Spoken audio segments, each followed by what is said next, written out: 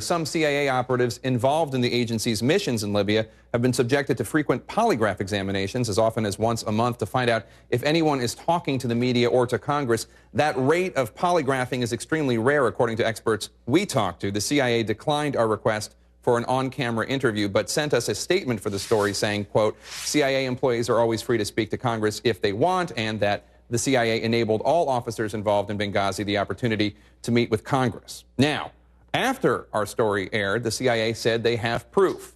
That proof turns out to be this letter sent 7 months after the attacks to CIA officers who were on the ground then, quote, to let them know of the committee's interest in hearing firsthand accounts, unquote. The letter goes on to say members of Congress, quote, wanted to make clear that you are under no compulsion to engage in such discussions. Your participation is completely voluntary, both from the perspectives of the committees and CIA, unquote. The CIA never mentioned the existence of the letter to CNN until after our story aired, and in fact, they just declassified it.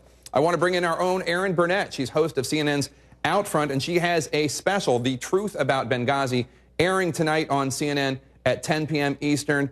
Erin, thanks so much for being here. This Libyan militia leader that's been charged, your team found him and interviewed him for this special. What do you make of the fact that there's now criminal charges under seal filed against him?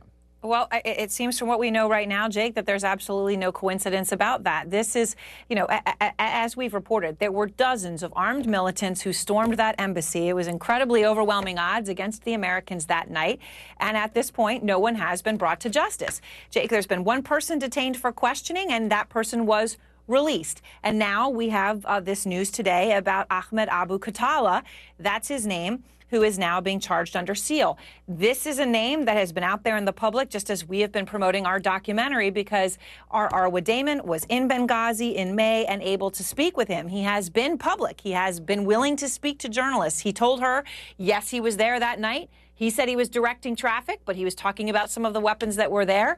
And the FBI had not spoken to him, and now, of course, there are these charges. I think the real question, Jake, is going to be, are they going to really and truly bring people to justice? You know, I had a chance to speak to the family members, and you see the personal side of this and the pain and agony that these people have gone through. At the very least, they deserve answers. And certainly from what we're seeing going on around the region right now, this country deserves answers. And just saying, oh, it doesn't matter, it's all in the past, we're going to do it differently now, that's a pointless thing to say when you don't know exactly what went wrong, because that means you're not going to be able to prevent it from happening again.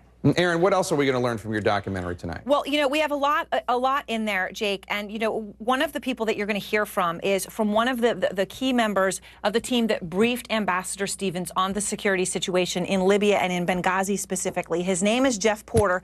And when I asked him why there was not enough manpower, because as you'll hear tonight, Ambassador Stevens had requested multiple times to have teams in Benghazi, to have more security. And there was some money put into new guard gates, but that was pretty much it. And according to Jeff Porter, he thinks that the United States simply didn't even understand the scale of the problem. Here's a little clip of what you'll hear from him. Why was manpower so lacking in Benghazi?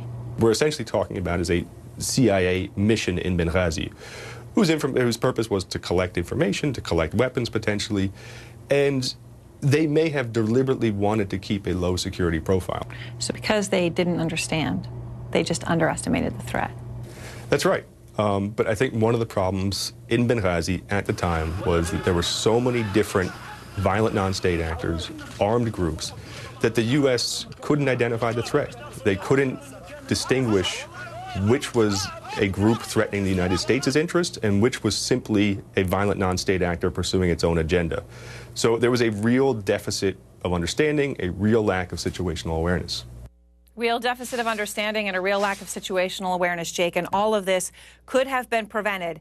And of course, it was part of a broader narrative at the time, right? That the core of al-Qaeda has been destroyed, and so these smaller splinter groups aren't anybody to be truly afraid of. And obviously, the U.S. learned that lesson the hard way, that it wasn't the case. Erin Burnett, thanks so much. We'll be watching, and you can watch The Truth About Benghazi, a CNN special, tonight at 10 p.m. Eastern on CNN. Still to come.